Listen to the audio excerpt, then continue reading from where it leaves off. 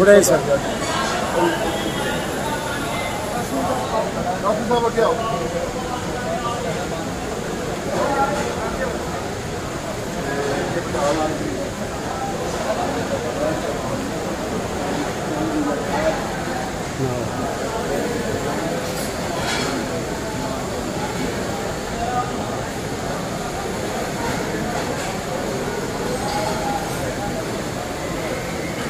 Professor हकीम उस्ताद सन्यासी महिम अख्तर साहब और उनकी मिसिज को ताजपोशी की रस्म अदा की जा रही है।